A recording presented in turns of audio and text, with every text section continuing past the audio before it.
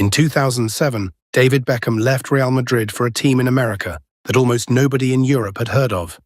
The football world had a word for it: retirement. He was 31, and he was going to California to sell shirts and lie on a beach. The headline number was $250 million. Every newspaper on earth ran it. That number was wrong, and more importantly, it was irrelevant, because buried at the bottom of that contract was a single clause that nobody wrote about.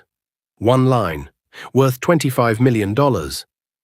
19 years later, in May 2026, that one line made David Beckham a billionaire, and one of only 7 living athletes on the planet to ever reach that number. This is the story of the smartest sentence ever written into a football contract. East London, Leytonstone. His father, Ted, was a kitchen fitter. His mother, Sandra, was a hairdresser. Working class, Manchester United obsessed, in a part of London where supporting United got you in fights. Ted took him to the park and made him take free kicks until it got dark. Over and over, the same ball, the same spot, the same wall of nothing. At 14, Manchester United signed him. At 17, he joined the group that would become the most famous youth intake in English football history: Giggs, Scholes, Butt, the Neville brothers. The class of '92. At 21, he scored from the halfway line against Wimbledon, and by the time the ball landed, he was famous. Not famous like a footballer. Famous like a pop star. And that distinction is the entire reason he is a billionaire and most of his teammates are not. 1998 World Cup, Argentina. Beckham kicks out, gets a red card, England go out on penalties. What followed is hard to explain to anyone who wasn't there. A national newspaper printed a dartboard with his face on it. An effigy of him was hung outside a pub in South London. A tabloid ran the headline, 10 heroic lions, 1 stupid boy. He received death threats. Opposition crowds sang about his wife and his infant son for 2 full years. He didn't leave, he didn't hide. He played through it, and in 1999, he won the treble. Then he did the thing that changed sports business forever. He married a Spice Girl. Suddenly, David Beckham existed in 2 economies at once: football and celebrity.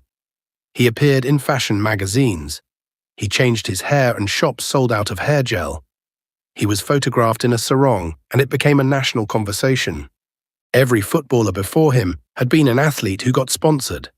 Beckham was the first who understood he was media, and media has different maths. In 2003, Real Madrid signed him for around €35 million. Sporting press called it a marketing signing, the insult of the era. And they were right, they just didn't understand what they were watching. Madrid reportedly recovered a large share of that transfer fee in shirt sales alone within months of his arrival. He wasn't a cost, he was a revenue line. And here's what Beckham did that almost no player of his generation did.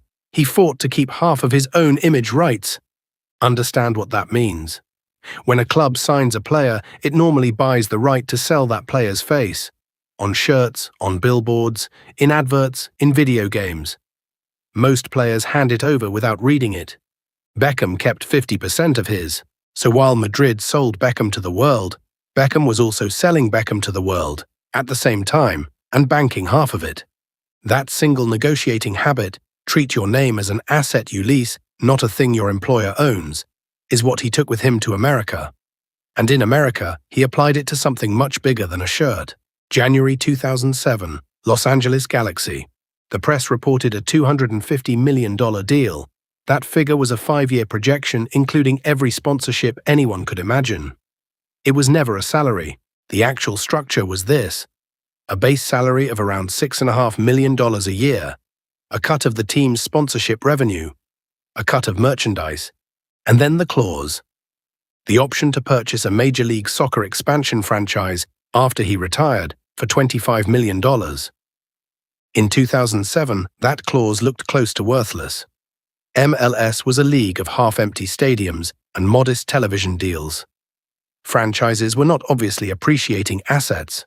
Nobody in Europe took the competition seriously, and most people who read the contract skipped past that line entirely. Beckham did not skip past it. He had negotiated the right to buy into the league he was about to make famous. He retired in 2013, having earned more than $500 million across his playing career. He exercised the option in 2014. And then everything went wrong. 3 failed stadium plans. Years of political fights over land in Miami. Investors coming and going. Deadlines missed. It took him until 2018 to put a ball on a pitch. 11 years after signing the clause. Then, in July 2023, Lionel Messi walked into Inter Miami. What happened next has no real precedent in American sport. Ticket prices multiplied.